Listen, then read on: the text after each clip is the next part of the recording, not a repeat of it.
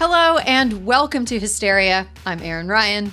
I'm Alyssa Mastromonaco. Alyssa, I don't want to give you anxiety, but when you're in the car, do you ever have a moment of mild panic when you think about how much of the safety features in your car were developed and tested without considering that women exist at all? I mean, I haven't thought of it that way, but yes. Well, the other day I was in my car. The thought occurred to me, had the inventor of the 3-point seatbelt ever touched a boob? Had he been familiar where it was on where boobs are on the human body? It's just a 3-point seatbelt itself is just this doesn't feel like it's made for me. How about the fact that you can't wear a ponytail and sit in the seat? Yeah, that seems like an oversight. It's bad for your neck. It's bad for your neck. It's bad for everything. Why can't they just make a ponytail hole? You just need a hole. Also, I'm just going to say, while we're on the topic, cars are not made for my size. Everything is too big. Yeah, you know what? I read recently that women are something like 73% more likely to get injured in car accidents. And part of the reason is because until recently, they've only used male crash test dummies. Well, Erin, that doesn't surprise me, as when I got into my car accident, my seatbelt burns were in not the normal spot. Oh, yeah. And, now I'm 8 months pregnant. Yeah, you are super pregs. Look, super pregnant, right? And all of the books about how to, safely do pregnancy stuff where it's don't eat, raw oysters and, right. Don't do meth or whatever. No liverwurst for you. Exactly. They also have they're riding safely in cars. Push the seatbelt way down on your hips. Where? There is no room. There is literally no place for the seatbelt to go safely. It's like wearing boys' underwear. Sometimes you got to cut a slit. Okay, news. I wanted to start on a couple quick hits of news first before we get into the part where we have to talk about Joe Manchin again because yeah, ugh. My adopted state of California rejected a Republican effort to recall Governor Gavin Newsom on Tuesday. I'm really proud of the state that I have lived in for only 3 years. I'm very proud of it. It's basically a referendum on whether or not we want to turn our state into a sort of Florida West. And we said, no, we don't want to do that. And so I'm proud of us. And I'm proud that my state's gubernatorial drama resolved in a positive way, in much the same way that your state's gubernatorial drama resolved positively. The system worked, I guess. In these cases, I guess. Another thing I want to say quick before we move on to the next thing is I did kind of get a little jolt of schadenfreude on Tuesday when I saw how many members of the national political media were so horny to turn this into a story that just wasn't there. It was just stop. I'm sorry that you didn't get to drone on for 5 hours, hand-wringing over what the results might be, because the results were in what, 40 minutes, Erin? 40 minutes? 40 minutes. And I also wanted to add that in the city of Los Angeles, as of last night, Angeline, one name, I think she's, I'm not that familiar with Angeline. I believe that she's a sex worker. She appears on billboards and she's very sexy. Beat Caitlyn Jenner in Los Angeles. Sorry, Caitlyn. Better luck never. How about we stop putting Caitlyn Jenner on the news as a serious politician? Caitlyn clocked in at about 1.1%, I think, yesterday. Yeah, about 1.1%, which is pathetic. No. I don't want to be a megalomaniac, but I feel like I could have done better. You could 100% have done better, especially if you added a funny nickname to your middle name. You would have done better with joke votes than Caitlyn Jenner did. California is far from perfect and has a lot of problems, and Gavin Newsom is far from my favorite politician, but I feel like today Gavin Newsom is, if I were him, I would be like a basketball player that just sank a crazy shot, holding my follow through and backpedaling through my entire day. But definitely didn't backpedal to French Laundry. No. We backpedal to In-N-Out. I think In-N-Out would be the appropriate place. That seems an appropriate celebratory lunch spot. 100%. Gosh, I want In-N-Out now for breakfast. Delicious. Animal style. So, Alyssa, you were watching something this morning on Wednesday that I didn't get a chance to watch because I was prepping for the show, and it's morning here and it's midday there. Can you tell me a little bit about what's going on Capitol Hill that isn't a slap fight about something that causes us headaches? I gotta tell you, I was both traumatized and heartened by what I saw today. I watched Simone Biles, Michaela Maroney, Allie Raceman, and Maggie Nichols testify before Senate Judiciary Committee about the FBI mishandling of the Nassar investigation. And Erin, I was blown away. These women, Michaela Maroney especially, gave vivid testimony about her recounting of what Larry Nassar did to her that she gave to the FBI in 2015 on her bedroom floor, sobbing that the FBI did fucking nothing with for 15 months. An inspector general report revealed that not only did the FBI not do anything, but this also goes into the basket of not doing anything, but they didn't tell law enforcement about any of these allegations. And when they ultimately did write a report about what specifically Michaela Maroney had said, they changed her testimony, Erin. They changed her testimony.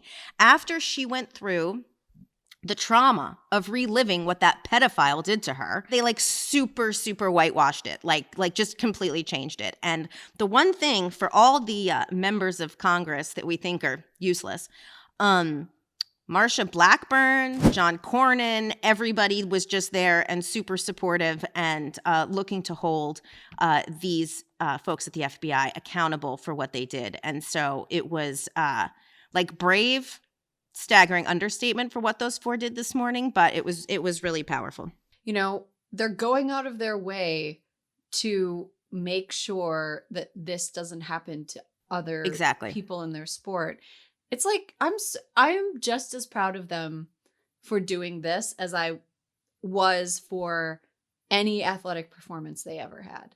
And one of the things they said, Erin, that was so light bulby, I guess, is that the whole reason they went through the pain of doing this in 2015 was so it didn't happen to other people. And because of what the FBI did, hundreds of other women were assaulted by Larry Nassar.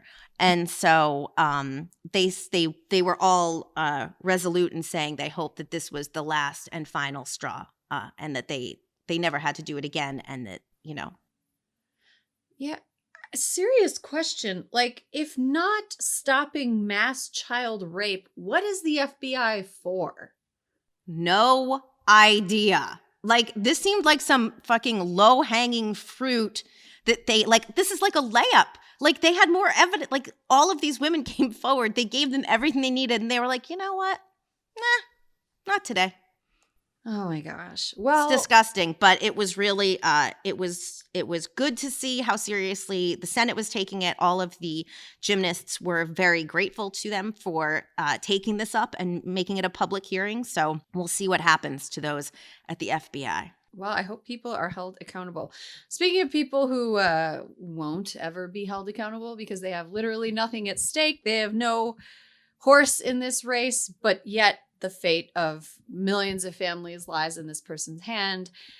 Joe Manchin, senator from West Virginia, he's a centrist, but I think we could just call him useless for the most part, who on Sunday did some talk shows, and during those talk show appearances, he expressed reservations about a big Democratic spending bill that leaders on the Hill hope to have passed by the end of the month. Part of that spending bill is a permanent extension of the child tax credit, which this year has been given to families and has kind of proven to be a godsend.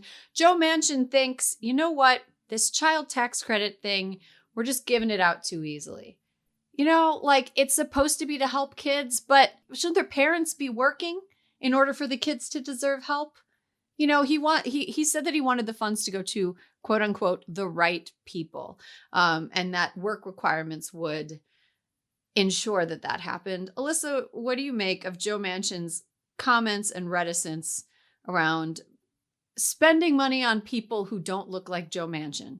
Erin, why does he hate people so much?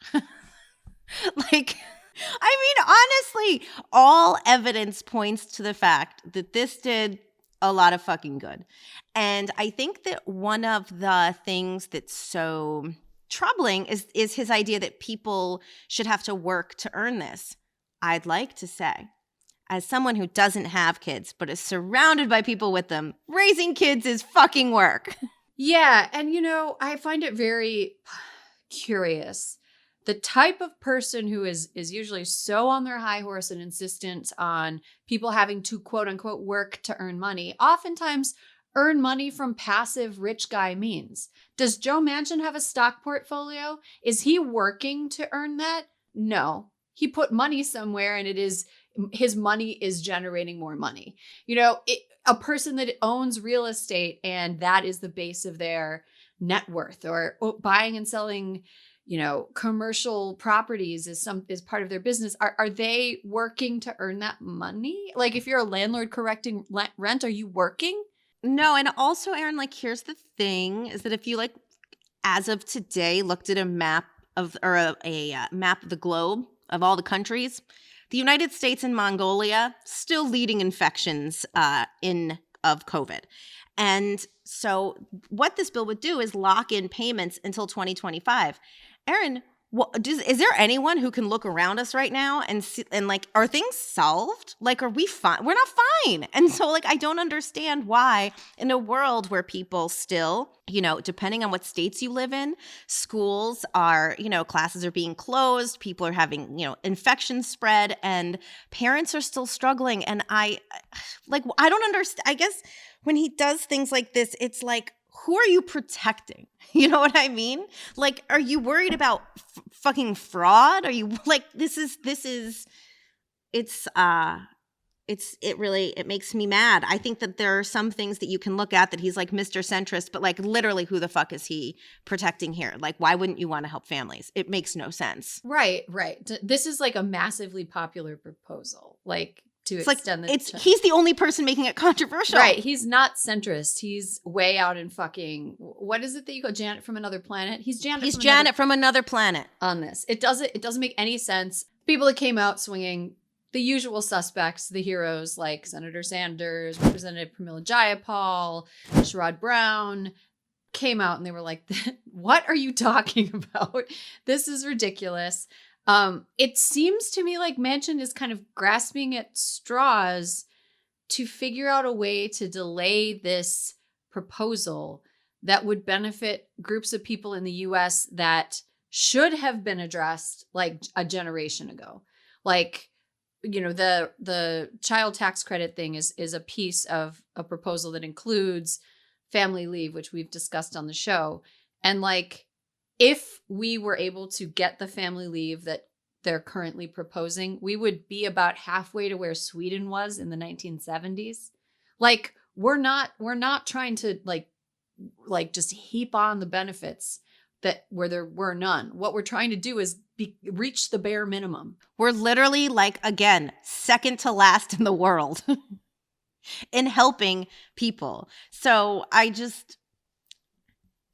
he's really depressing me, Erin. And the problem is we know we need him. We know we need his vote. But yeah, what's it going to take? Yeah, I mean, but here's another thing is work requirements don't work. They don't cut poverty. They don't improve employment outcomes. They don't work. All they are is this weird punitive thing that people do that do nothing except give kind of hateful people a sense of satisfaction. I don't know. Right. It's to them because it's fundamentally, like we said a minute ago, taking care of kids, raising children is work. And he's no, you're going to prove it to me. And I want you, by the way, to go get a job that doesn't pay you enough so you can't afford childcare because you need this in the first place. It's fucking dumb. Yeah, it doesn't make any sense. And it really, I mean, I don't think Joe Manchin I don't think that he's capable of feeling embarrassment. But if I were him and someone pointed out to me how completely out of touch and stupid I sounded about the reality that millions of Americans face, I would be pretty embarrassed. He's embarrassingly out of touch. I agree. And I guess when it comes to something like this, if you're going to say it's fine for people to disagree with things that are being proposed, but like come with something better. And saying that that there should be a work requirement is like not contributing anything helpful to the debate. No, it buys people like Joe Manchin a couple of days in the news cycle while people talk about this. And it's really just slow walking. Like he's just trying to slow this whole thing down. And I think, like you said, Alyssa, there's definitely debate that should be had about what's included in this big package and how large it is. But yeah, offering useless ideas that just slow the whole thing down are just bad faith garbage. Well, and he said as much, Erin, on the Sunday shows. He said, why does this have to go so fast? We have the other bill, the infrastructure bill. We can just pass that. Why does this have to go so fast? And it's like, have you been out in America, dude? People are fucking hurting. Yeah. Or as Bernie said, we're not gonna build bridges so people can sleep under them. God, what a hero. Fucking hero. I just love that guy. Okay, I want to talk really briefly about COVID. You mentioned it. This country is still doing really poorly in managing the pandemic. Some kind of disturbing pieces of information that I came across this week is that Delta is killing pregnant women. Delta is killing babies in utero. It's causing spontaneous abortions. Here in California, there have been a couple stories like in recent days of women who were like very pregnant losing their babies when they became infected with COVID, or losing their own lives when they became infected with COVID. In Mississippi, I think like 73 pregnancies have been lost by COVID positive mothers, and they attribute the loss of that pregnancy to COVID. And that's not to say that that's the most important metric or anything like that, but it really sticks out to me as a point of friction between the pro-life crowd and anti-vaccine crowd, which tends to be the same crowd. How can you be pro-life and anti-vaccine when this disease is killing babies? And then on the other side of it, we have people who are really clamoring to get booster shots. There's conversation about opening up booster shots to more Americans at the end of the month. Some people are really nervous, and so they're trying to get in line in front of people. Do you think that it's useful or helpful for us to moralize about people who are jumping the line for booster shots when we're having such a hard time getting everybody to have the shot? It seems like a real tug of war to me. No, everyone has access to the shot, right? We've done everything we can to get people to take the shot. The response of whatever percentage was so far, 30%, I think, of people who are not vaccinated, is like to yell that the people who getting the shots are fucking sheep and that we should keep doing the research. Guess what? The research has been done, okay? And if someone tells me to get a third booster, I will be there first in line, because you know what?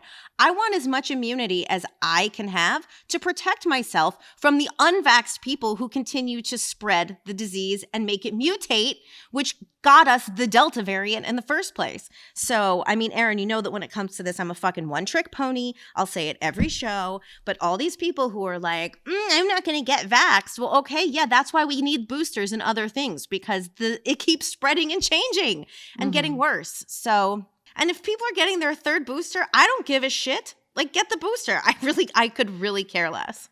Yeah. My feeling of this was when the vaccine first became available, I was a little judgmental of people who were cutting in line. Totally. But now I'm sort of like, yeah, like in some places in this country, vaccines are going to expire.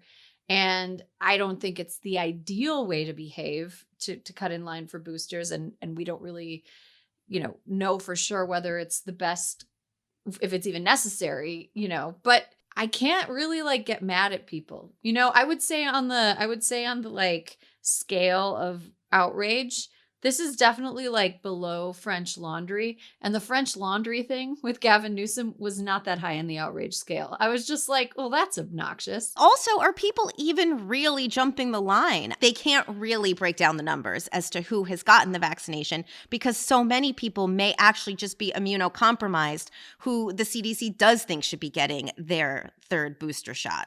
So, I think the only argument to be made is that if we do have these vaccines, and if we don't, if non-immunocompromised people don't necessarily need a booster shot right now.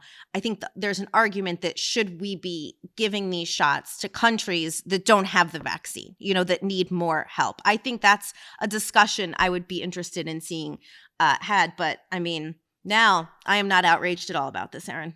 Yeah, this COVID pandemic has done some pretty crazy things to my ability to get mad at people for trying to protect themselves for their health. All right. Well, we didn't really get a chance to talk about Nicki Minaj's cousin's friend's balls, but I do want to extend my best wishes to the balls. The swollen balls? The swollen balls. Yeah. My thoughts and prayers are with the balls. And seriously though, swollen balls are not a thing that happens as a side effect of the COVID-19 vaccine. There are a number of other health conditions that can cause testicular swelling, some of which are sexually transmitted diseases. And I would say if swollen balls resulted in your fiance breaking up with you, it's more likely that it was an STD than it was the COVID vaccine. Yeah. I mean, that's something I didn't need to know and hope to forget soon. Look, we all know that U.S. politics are broken, but how did they get this bad? Find out by watching Crooked's brand new video series, Crooked History. Crooked History will take you through pivotal moments in history that changed our politics forever. From the launch of the Sputnik satellite to the election of Richard Nixon to the attacks on the World Trade Center. Each episode features a different crooked voice you already know, like Pod Save the World's Ben Rhodes, Pod Save the People's Kaya Henderson, and me, Erin Ryan. You know I'm Erin Ryan. In this week's episode, I break down Nixon's rise and fall and explain why his ugly brand of politics has left such a deep stain on America. You can watch new episodes of Crooked History by subscribing to the Crooked Media YouTube channel or head over to crooked.com/crookedhistory to learn more.